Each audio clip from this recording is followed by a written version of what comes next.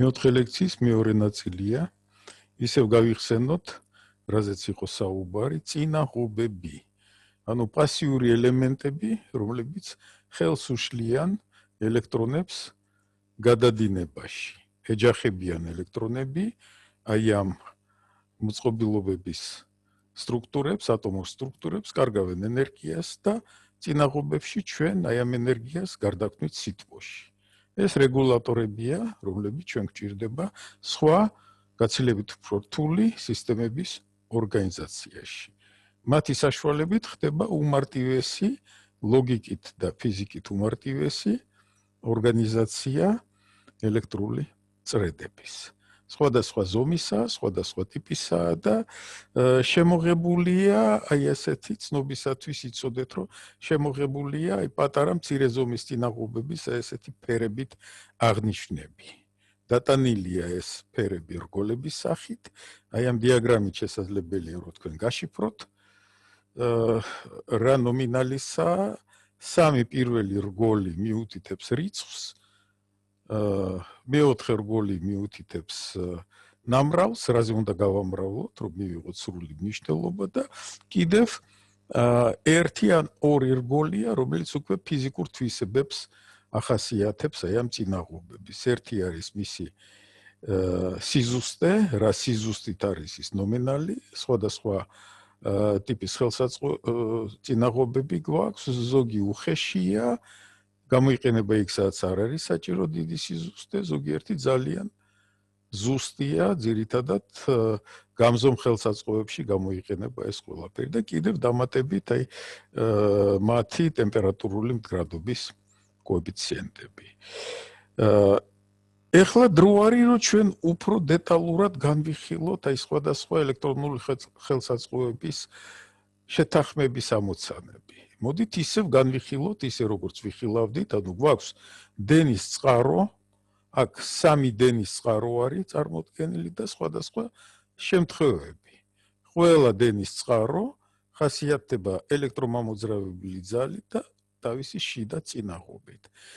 აი პირველ სურათზე ზემოთ ერთ-ერთი დატვირთვა, რომელსაც ჩვენ ვიყენებთ, არის წინაღობა და შუგდიოდი. შუგდიოდები დღეს ძალიან ფართოდ გამოიყენება, პრაქტიკულად აი მთელი განათება გადადის უკვე ამ სისტემებზე, გაცილებით ეკონომიურები არიან, ვიდრე ვარვარების ნათურები და ერთი დამახასიათებელი თვისება. შუგდიოდს სჭირდება დენის შეზღუდვა. რადგან ისინი ეკონომიურები არიან, საჭიროა რომ მცირე დენი გადიოდეს აი ამ ნათების მოწყობილობაში. წინაღობა აი ამ შემთხვევაში ასრულებს აი ზუსტად აი ამ როლს. შეიძლება არ იყოს თავიდანვე შეთანხმებული, ანუ თქვენი დენის წყაროს გააჩნია ელექტრომამოძრავებელი ძალა გაცილებით უფრო დიდი, ვიდრე საჭირო არის აი ამ შუგდიოდის ასამუშავებლად და ჩვენ ვიყენებთ წინაღობას იმისათვის, რომ ყველაფერი იყოს წესრიგში, ანუ ვათანხმებთ. აი მთლიანად აი ეს დატვირთვა, წინაღობა და შუგდიოდი ხასიათდება უკვე ერთიანი აი ესეთი დატვირთვის წინაღობით.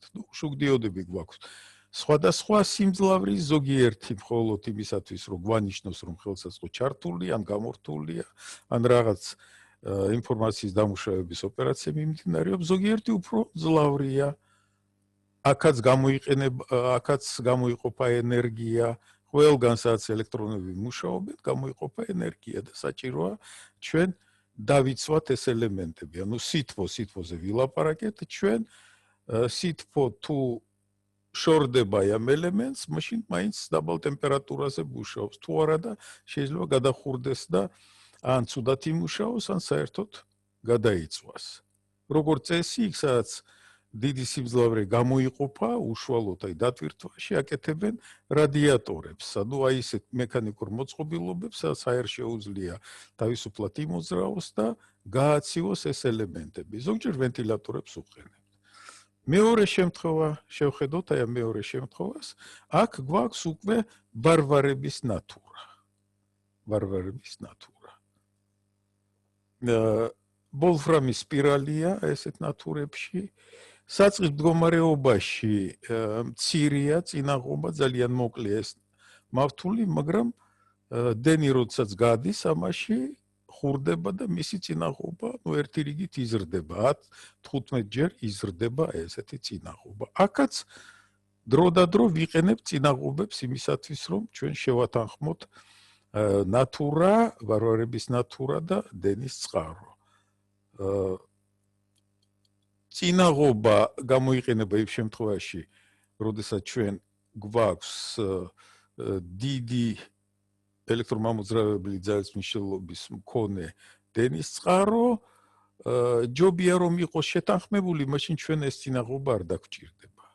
მაგრამ დასაცავად მაინც აი ზოგჯერ იყენებენ კიდევ დამატებით წინაღობას. და მესამე შემთხვევა, როდესაც უფრო მძლავრი მოწყობილობა არის ჩართული, თუმცა ზოგი ნათურა ისეთივე მძლავრია, როგორც ელექტროძრავა, მუდმივი დენის ელექტროძრავებია და აი ასეთი კიდევ ტიპიური მოწყობილობა, ისევ დატვირთვის სახით. ანუ ხედავთ, გვაქვს ჩვენ დენის წყაროები და დატვირთვები სხვადასხვა ტიპის. ყველა დატვირთვას ახასიათებს თავისი წინაღობა.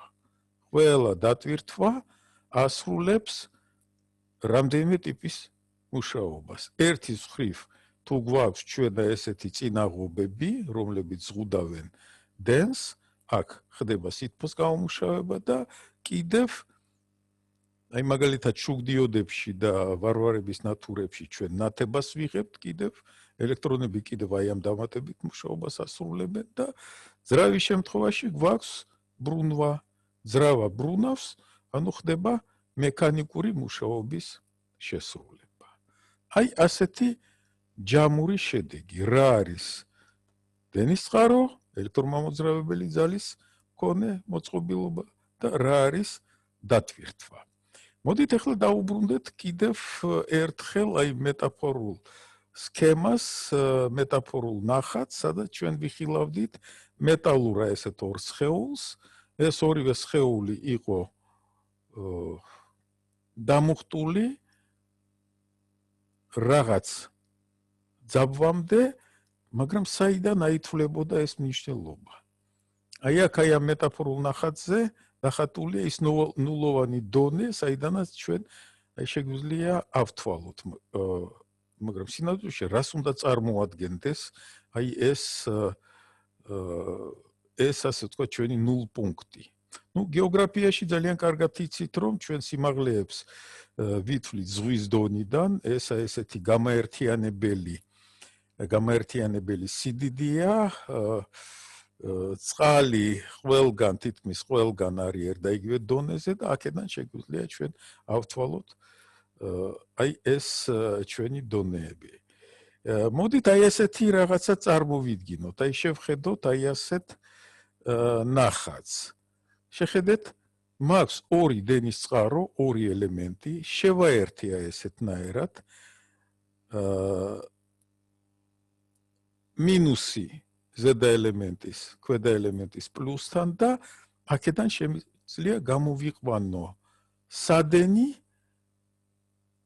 და ამ ელემენტების კიდევ დარჩენილი თავისუფალი პოლუსებიდანაც შემიძლია გამოიყვანო სადენები და აი ასეთი წრედი ჩავრთო. ორი დატვირთვა, ერთი წინაღობა მუშაობს, ხედავთ, აი პლუსიდან მინუსისკენ მიედინება დენი და მეორე შემთხვევაში აი ამ ნოლიდან, სადაც ერთმანეთს უერთდება ეს ორი პოლუსი, მინუსისკენ მიემართება დენი.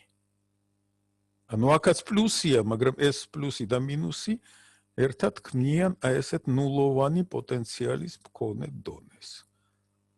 ადრე სულ ლაპარაკობდით, რომ ორი პოლუსი, ეხლა გვაქვს ესეთი სამპოლუსიანი დენის წყარო. ეს ცოტა უჩვეულოა, მაგრამ ელექტრონიკაში ძალიან ხშირად გამოიყენება, განვიხილავთ იმასაც, რისთვის გამოიყენება ეს ყველაფერი, ანუ აი ასეთი კიდევ ახალი და ძალიან საინტერესო გარემო, სადაც გვაქვს უკვე სამი პოლუსი. ანუ სამი პოლუსის მქონე დენის წყარო. ერთი არის უარყოფითი, მეორე არის დადებითი. ისევ ის მეტაფორა რომ გამოვიყენოთ, გვაქვს ერთი მეტალური სხეული დამუხტული, გვაქვს მეორე, რომელიც ამ შემთხვევაში ნულოვანი პოტენციალის მქონეა და არის სხეული, რომელიც უარყოფითი პოტენციალის მქონეა. რა უნდა მივიღოთ საერთოდ აი ჩვენ აი ამ ნულოვან პოტენციალად? ისევ გეოგრაფია რო გავიხსენოთ,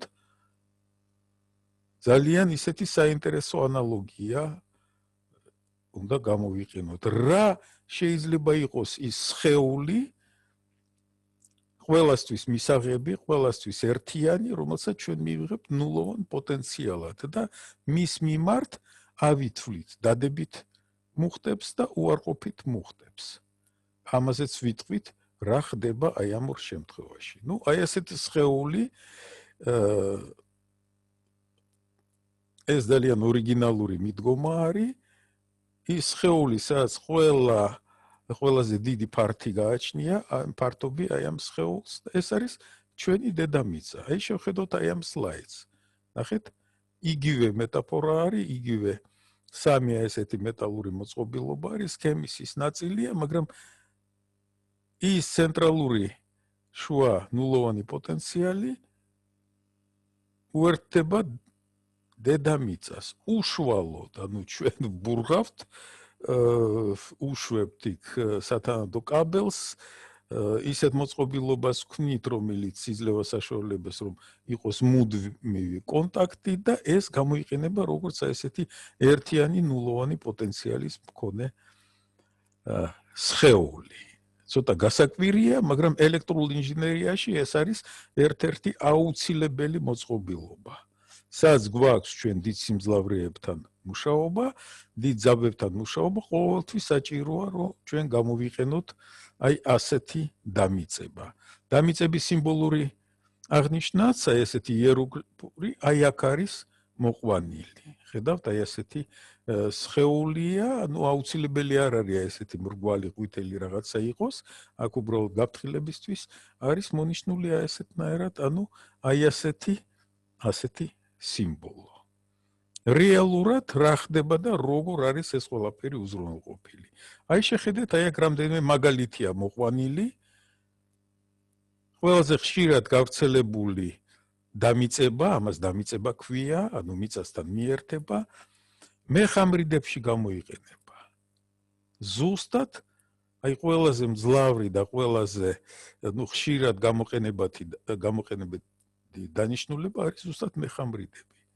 სახლი რო შენდება, ყველა სახლს აქვს ესეთი მეხამრიდი. კონტაქტი მიწასთან, ხედავთ, როგორ არის განხორციელებული და სადენიც არის საკმაოდ სქელი. იმისათვის, რომ იმ დიდ დენს გაუძლოს.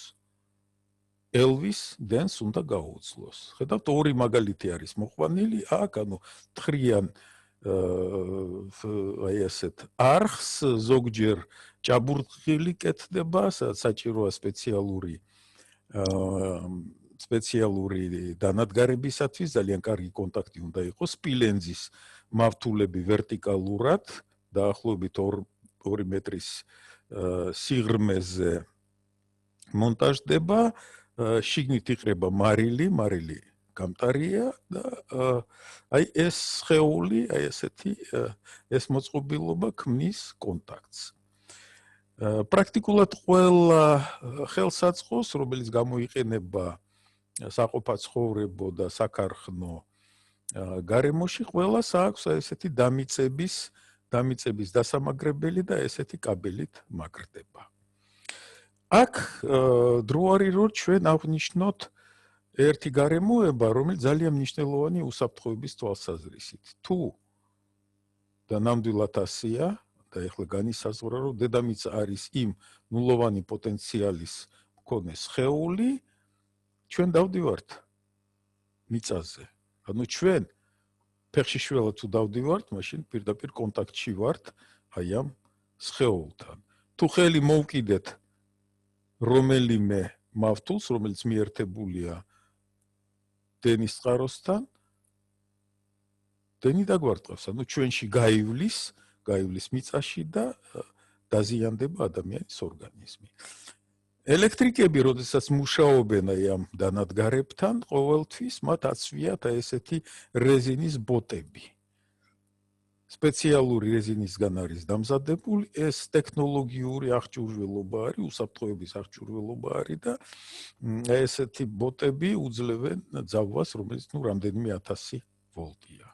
გაითვალისწინეთ და ყოველთვის ფრთხილად იყავით. ალბათ გაგიგიათ, რომ აი როდესაც არის ჭექა-ქუხილი, ძალიან საშიშია, რომ ადამიანი იყოს სადმე აი ასეთ გარემოში ღია ტრიალ მინდორში დენი არტავს ადამიანს, იმიტომ რომ მაღლა არის, უფრო ახლოს არის ღრუბელთან, მართალია 2 მეტრია, მაგრამ ეს უკვე მნიშვნელოვანია, ვიდრე თვითონ მიწა და კონტაქტშია. დაახლოებით ისეთივე პირობებია, თქვენ რომ ადამიანის სიმაღლის რკინა რო შეარჩიოთ დედამიწაში, დაახლოებით ერთი და იგივე ბჭყალებში ვთქვათ, აი მიზიდვის უნარი ექნება ადამიანსაც და აი ამ რკინასაც. ამიტომ აუცილებელია რომ აი ყოველთვის ვიცოდეთ აი ეს წესები. ეხლა მოდით დავიწყოთ შეჯამება, საერთოდ აი როგორი ტიპის დენის წყაროები გვაქვს და რას აკეთებენ ისინი. აი ორ პოლარულ უკვე შემთხვევაზე ჩვენ ვილაპარაკეთ და მოდით აღნიშნებსაც მივხედოთ. ანუ თანდათანობით ჩვენ მივდივართ წინ, რაღაც ახალ ცოდნას იძენთ, თან მე ვცდილობ ყველანაირად რომ სიტუაციები შეგიქმნათ, ანუ დაგანახოთ ისეთი რაღაცა, ისეთი მოცულობით და ისეთი ხარისხის და ისეთი თვისებების მქონე, რომ თქვენ თვითონ ოდნავ დაფიქრდეთ და გააკეთოთ თქვენ თვითონ რაღაც პატარა აღმოჩენები. ანუ ობიექტივაციის უნარი განავითაროთ. სწავლების პროცესში ეს არის მთავარი თვისება. ეხლა თუ გაიხსენებთ სილაბუსები თუ გინახიათ, თქვენ აუდიტორიაში სალექციო საათები, ანუ კონტაქტი ლექტორებთან, პროფესორებთან, პედაგოგებთან გაქვთ სემესტრში 65 საათი და სილაბუსებში კიდევ წერია და ასეთია წესი, რომ 60 საათი დამოუკიდებლად უნდა იმუშაოთ. აი ამ ლექციის გამეორება, დახარისხება ამ მასალის ზუსტად აი ამდენ დროს მოითხოვს. რა თქმა უნდა, ნაწილს კიდევ პრაქტიკული მეცადინეობების ტესტებშიც უნდა ივარჯიშოთ. აი შევხედოთ ახლა, ნახეთ, აი გვაქვს ჩვენ თუ მათემატიკას მივმართავთ, თუ განმარტებებს, მათემატიკურ განმარტებებს მივმართავთ, ყოველი აი ასეთი ელექტრომამოძრავებელი ძალის მქონე ხელსაწყო შეიძლება დავახასიათოთ ჩვენ აი ასეთი დიაგრამით, ანუ ვერტიკალურ ღერძზე გადაზომილია დენი, ეს დენი შეიძლება იყოს ერთი მიმართულებით დადებითი, მეორე მიმართულებით უარყოფითი, ხო? ან ერთი მიმართულებით არის, ან მეორე მიმართულებით არის, ხო? გააჩნია ყველა ამ სამივე ელექტრომამოძრავებელი ძალის მქონე დენის წყაროს ერთი და იგივე ფიზიკური თვისება, მაგრამ შეიძლება სხვადასხვა ტექნოლოგიით იყო შექმნილები. და აი ასეთი ძალიან მნიშვნელოვანი თვისება, რომ ერთ შემთხვევაში ჩვენ და ჩვენი აი ეს წყარო ენერგიის მოწოდებაზე მუშაობს და მეორე შემთხვევაში ენერგიის შთანთქმაზე მუშაობს. აი შთანთქმაზე მომუშავე ნაწილს აი ესეთ ენერგოსისტემებში მინუსით აღნიშნავთ ხოლმე. ენერგიის მოწოდებაზე პლუსით და გვაქვს ყოველთვის კიდევ ნულოვანი პოტენციალის მქონე გარემო. ელექტრონულ ხელსაწყოებში, სადაც სიმძლავრეები არ არის ესეთი დიდი, ჩვენ როგორც წესი, აი ყველაზე დიდი ფართი, რომელიც ჩვენ შეგვიძლია გამოვიყენოთ, აი ამ პოტენციალის ნულოვანი პოტენციალის მქონე სხეულის შესაქმნელად, ეს არის იმ მოწყობილობის კორპუსი ან თუ ბეჭდურ დაფაზე არის ეს ყველაფერი დამონტაჟებული და ასეთია დღევანდელი ტექნოლოგია, ის ნაწილი, რომელიც ყველაზე დიდ ფართს იკავებს და როგორც წესი აკეთებენ ესეთნაირად, რომ ნაბეჭდ დაფაზე, რომელიც წარმოადგენს ესეთ სადენების ერთობლიობას, ანუ ფართობი დაფარულია, გამტარებია და ყველაზე დიდი ფართის მქონე არის ხოლმე აი ნულოვანი პოტენციალით მონიშნული. ელექტრონულ ხელსაწყოებში თუ არის ორპოლარული კვება, მაშინ ზუსტად აი ამ დიაგრამის მიხედვით ხდება აი ამ ხელსაწყოს მუშაობა. აი ასეთი კიდევ ძალიან მნიშვნელოვანი და ძალიან საინტერესო მოდით აი კიდევ ჩვენ განვიხილოთ აი ასეთი შემთხვევები, ანუ ერთ შემთხვევაში ჩვენ გქონდა ერთი ტიპის წყარო, მეორე შემთხვევაში აი მეორე ტიპის წყარო გვაქვს. შეხედეთ, აქამდე ჩვენ ვლაპარაკობდით მხოლოდ მუდმივი დენის წყაროებზე. მაგრამ ჩვენ გვაქვს აგრეთვე ცვლადი დენის წყარო. ყოველთვის ლაპარაკობდით, რომ საჭიროა დეფიციტის შექმნა. ერთ მხარეს, ერთ სადენზე უნდა იყოს სიჭარბე, მეორე დეფიციტი. ჩვენ დღეს ვფლობთ ისეთ სისტემებს, სადაც ჩვენ შეგვიძლია ძალიან დიდი სიხშირით, ანუ წამში 50 ჯერ ვცვალოთ აი ეს თანაფარდობა. ერთზე არის სიჭარბე და ეს სიჭარბე იცვლება დეფიციტით წამში 50 ჯერ, ანუ ელექტრონებს შეუძლიათ აქეთ-იქით მოძრაობა და მთელ რიგ სისტემებში აი ასეთი ცვლადი დენით გამოხატული მუშაობის შესრულება. აი ზემოთ ჩვენ გვაქვს მუდმივი დენის წყარო, ელექტრომამოძრავებელი ძალა და ასეთნაირად გამოიყურება. მეორე შემთხვევაში ჩვენ გვაქვს უკვე ცვლადი დენის წყარო. შეხედეთ, ანუ აი ამ მის ელექტროდებზე ძაბვა იცვლება მინუსიდან პლუსამდე. ეს არის ამპლიტუდა და აი ამ სინუსოიდალურ ცვლილებას ახასიათებს კიდევ სიხშირე და პერიოდი. სტანდარტული სიხშირე, რომელიც გვაქვს ჩვენ ქსელში, არის 50 ჰერცი. 50 ჯერ წამში იცვლება აი ეს თანაფარდობა. დეფიციტი, სიჭარბე, დეფიციტი, სიჭარბე. 50 ჯერ იცვლება წამში. და ელექტრონები აქეთ-იქით დარბიან აი დიდი სიხშირით და ასრულებენ ამ მუშაობას. აი ორი ტიპის მუდმივი დენის წყარო და ცვლადი დენის წყარო. ორივე ხასიათდება ისევ გავიმეორებ ელექტრომამოძრავებელი ძალით. პირველ შემთხვევაში ელექტრომამოძრავებელი ძალა